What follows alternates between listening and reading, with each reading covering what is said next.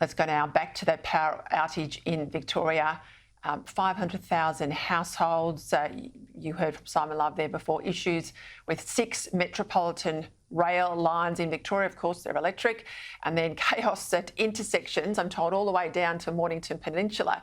From the Melbourne CBD, you've got lights out and, police trying to direct traffic. I'm joined now by LNP MP, former Resources Minister though, and a bit of an electrical brain, Keith Pitt. I know I only had you on the show last night, Keith, but I tell you, this is huge in Victoria. And I reckon for the last 6 to 12 months, you and I have been talking about all the expert analysis out there saying the Victorian grid is inherently unstable. The warnings have been there for a long time. We know earlier today when we had that outage around 2 o'clock, there was demand shedding. So in layman's terms, that's telling industry to shut down their engines and send their workers home. I don't suspect you're surprised by these events today, given this foreseeability. Peta Credlin, welcome to A Glimpse of the Future for Victoria. If you want to know what it looks like without coal-fired power, this is it. Now, there's a lot of cascading events that happen, and for all the viewers that have got a technical knowledge, please don't send me emails complaining about the way I describe this. But think about it just like the power supply in your house. Every single electrical asset is protected against overload and against short circuit.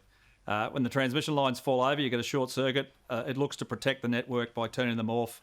All the things that were drawing electricity at that point in time then go to anywhere else that can find that power, and that tends to be the generators that are connected to the network. And the network cascades back on its protection system until it finds some point to stop. And in this case, it looks likely that that was Loy Yang A, and all of those units have tripped, 2,000 megawatts. Now, that is a big power station, and that is a big outage, and it's a big blackout. I'll put that table back on the screen so people can see it at home. This was a spot price today, it just skyrocketed. So when people in your state of Queensland were paying about $60 a megawatt hour for power, in Victoria, they were paying $16,600 for that same megawatt of power. That's the problem. And right now, Peter, 500,000 of them are paying nothing because they're not connected. And this is the challenge when the network is so unstable and so reliant on intermittent wind and solar, for example. I mean, the idea that we are going to have the nation and our economy rely on the weather, and you've got extreme weather conditions in Victoria right now.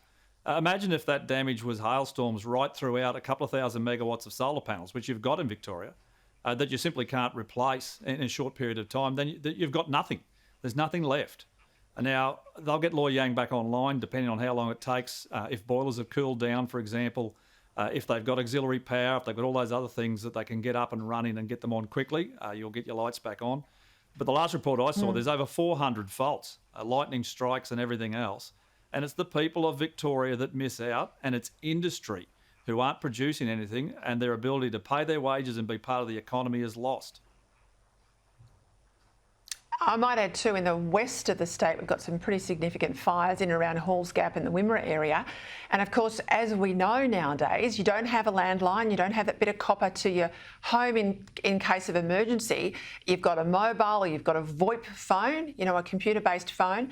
And so when you haven't got power, you're also pretty vulnerable. Oh, back in the old days, Peter, under telecom, for example, they used to guarantee about a 48-hour supply with battery backup because it was a centralised exchange. You've now got towers everywhere, and they do have some backup, but they tend to be a lot more short-term unless you get diesel generators to them to make them work.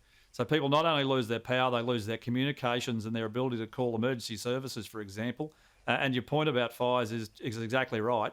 Now, Chris Bowen wants you to have more transmission lines, which are more risk and less reliability, and even more chance that you'll lose and have blackouts, lose your electricity supply over a longer period of time. This is why these proposals are so fraught with danger. They're incredibly expensive, and we are seeing the reality of it right now.